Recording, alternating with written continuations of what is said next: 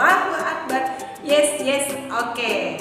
Alhamdulillah anak-anakku, pada kesempatan kali ini bertemu lagi dengan Bu Ami ya. Di sini Ibu akan membahas materi IPS tema 5E ya nak.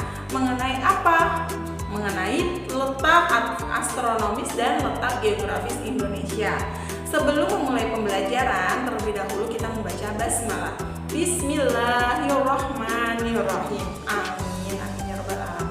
Ya anak-anakku, letak astronomis Indonesia berada di antara 6 derajat lintang utara sampai 11 derajat lintang selatan dan 95 bujur timur sampai 141 derajat bujur timur.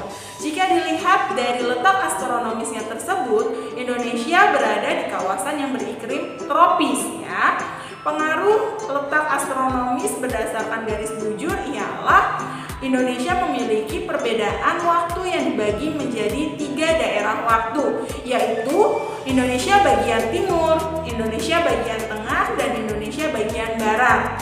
Sedangkan pengaruh letak astronomis Indonesia berdasarkan garis lintangnya ialah Indonesia berada di kawasan beriklim tropis ya. Kalian bisa membedakan pengaruh letak astronomis Indonesia berdasarkan garis lintang maupun garis bujur ya yang sudah Ibu jelaskan. Ya, anak-anakku, sekarang berdasarkan letak geografisnya Indonesia terletak di benua Asia dan benua Australia, serta Samudra Hindia dan Samudra Pasifik ya. Itu penjelasan mengenai letak astronomis, letak geografis Indonesia ya nak ya.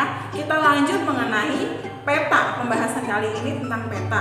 Komponen peta itu terdiri dari judul, arah mata angin, skala peta, garis astronomis, simbol peta, legenda atau keterangan gambar. Menurut jenisnya, peta itu dibedakan menjadi 2, ada peta umum dan peta khusus ya. Peta umum ialah peta yang menggambarkan hampir semua unsur kenampakan wilayah. Dalam peta umum, kesemua kenampakan alam dan buatan digambar secara umum. Contohnya, ada sungai, gunung, laut, dan danau. Sedangkan peta khusus ialah peta yang menggambarkan tema tertentu atau suatu kenampakan di permukaan bumi. Contoh peta khusus ialah peta persebaran flora dan fauna, peta curah hujan, dan peta sumber daya alam. Ya, kalian sudah bisa membedakan peta menurut jenisnya ya. Tadi yang Ibu jelaskan, peta berdasarkan umum dan peta khusus. Anak-anakku, sekarang Ibu akan membahas mengenai kehidupan masyarakat yang tinggal di daerah pantai, daerah dataran rendah, dan daerah dataran tinggi ya. Kita bahas satu persatu. Daerah pantai. Pantai adalah bagian daratan yang berbatasan dengan laut. Mata pencarian sebagian besar penduduk yang tinggal di daerah pantai ialah nelayan. Ya, selain itu, masyarakat yang tinggal di daerah pantai ini bekerja pada sektor perikanan dan perkebunan kelapa. Itu adalah salah satu contoh mata pencarian daerah pantai. Kita lanjut ke daerah dataran rendah. Kegiatan penduduk di dataran rendah ini lebih beragam ya nak. Hal tersebut karena dataran rendah cocok untuk dijadikan wilayah-wilayah pertanian, perkebunan, peternakan, industri, dan pusat bisnis. Ya, berarti pekerjaan yang di dataran rendah ini beragam sekali ya nak ya. Sedangkan daerah dataran tinggi berupa pegunungan dan perbukitan.